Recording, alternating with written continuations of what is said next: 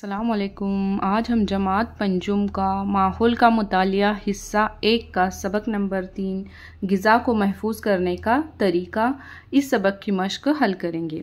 तो सबसे पहला सवाल है अलीफ, क्या करेंगे भला।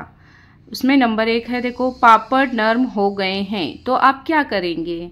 जवाब लिखेंगे हम, पापड़ को सूखने के लिए धूप में रखेंगे, 3 से 4 दिन धूप में सुखाकर हवा बंद डिब्बे में रख देंगे। अब देखो दूसरा सवाल है इसी में, आम, कैरी, आंवला, अमरूद जैसे फल और मटर, मेथी, प्याज, टमाटर जैसी सब्जियां मुकर्ररा अरसे में बहुत ज़्यादा मिकदार में दस्तयाब होती हैं, उन्हें साल भर इस्तेमाल करना है। तो देखो एक ख़ास मौसम में ये जो फल हैं या फिर सब्जियां हैं बहुत ज़्यादा मिकदार में हमें बाज़ार में दिखाई देती हैं, तो हम उन्हें लेकर कैसे साल भर इस्तेमाल कर सकते हैं। तो उसका क्या तरीका है, देखो जवाब में, फलों को हम फ्रीज़र में ज़्यादा अरसे तक महफूज रख सकते हैं, फलों का जेली या फिर शरबत बनाकर इस्तेमाल कर सकते हैं, मुरब्बा बनाया जा सकता है, मटर की फलियों को छीलकर फ्रिज में रख सकते हैं और प्याज को सुखाकर खुश्क जगह पर रख सकते हैं, टमाटर को पीसकर गाढ़ा उसका जो है वो रस बनाकर हम फ्रिज में रख कर ज़्यादा दिनों तक इस्तेमाल कर सकते हैं। अब देखेंगे सवाल अगला क्या है, आइए दिमाग पर जोर दें। तो हमें सोचकर इसका जवाब बताना है। पहला है, क्या वजह है कि सेवियां कई दिनों तक अच्छी हालत में रहती हैं लेकिन सेवियों से बनी खीर जल्द खराब हो जाती है। तो जवाब लिखेंगे, सेवियां कच्ची हालत में खुश्क होती हैं इसलिए अच्छी रहती हैं, जबकि खीर जो है वो दूध से बनाई जाती है, दूध ज़्यादा देर अच्छा नहीं रहता इसलिए खीर खराब हो जाती है। अब देखेंगे इसी में नेक्स्ट क्वेश्चन है, जी सही है या गलत लिखना है और गलत जुमला जो होगा उसको दुरुस्त करके हमें दोबारा लिखना है, जो सही है वो करके लिखना है।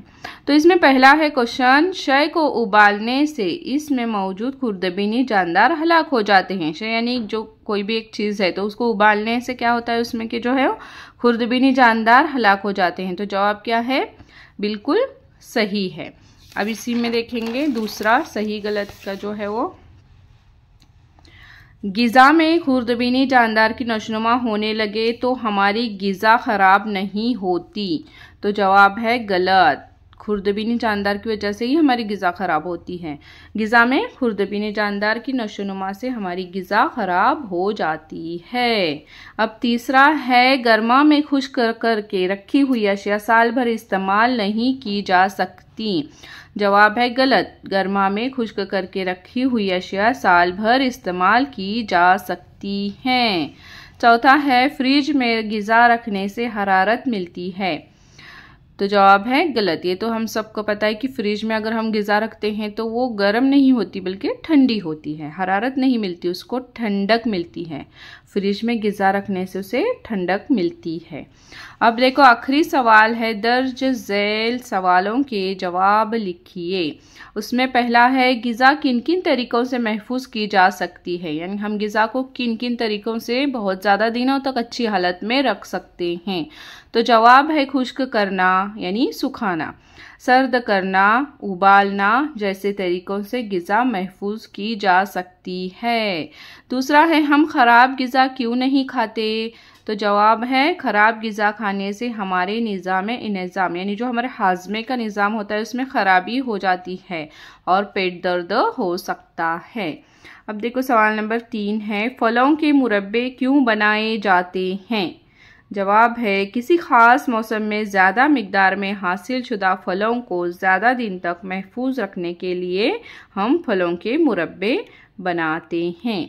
इस सबक का देखो अब ये सेकंड लास्ट क्वेश्चन है, 4 नंबर है इसमें, तहफ़्फ़ुज़ी अशिया का इस्तेमाल किस लिए किया जाता है। तो जवाब है, हम जो फलों से अचार और मुरब्बे बनाते हैं इनमें तहफ़्फ़ुज़ी अशिया मिलाई जाती हैं जिनकी वजह से ये चीज़ें साल भर अच्छी हालत में रहती हैं और इनका जायका ख़राब नहीं होता। देखो जैसे कौन कौन सी तहफ़्फ़ुज़ी अशिया हैं, नमक, शक्कर, हींग, राई और खाने का सोडा, ये तहफ़्फ़ुज़ी अशिया की मिसालें हैं। आखिरी सवाल है, देखो मसाले की मुख्तलिफ किस्में कौन सी हैं, वो नबातात के कौन से हिस्से हैं। तो देखो जवाब है मसाले मुख्तलिफ नबातात के हिस्से होते हैं। तो कोई उसका फूल होता है, कोई तना होता है, जैसे कि धनिया, ज़ीरा, काली मिर्च, इलायची, जायफल, तेज पत्ता और दालचीनी। दालचीनी देखो जो है उसके तने का हिस्सा होता है, और लवंग यो खुश्क फूल होता है। तो इस तरीके से देखो ये हमारी मश्क मुकम्मल हो गई है। वीडियो अगर आपको अच्छा लगे तो वीडियो को लाइक करें, अपने चैनल को सब्सक्राइब करें और अपने फ्रेंड के साथ ज़्यादा से ज़्यादा शेयर करें। अल्लाह हाफिज़।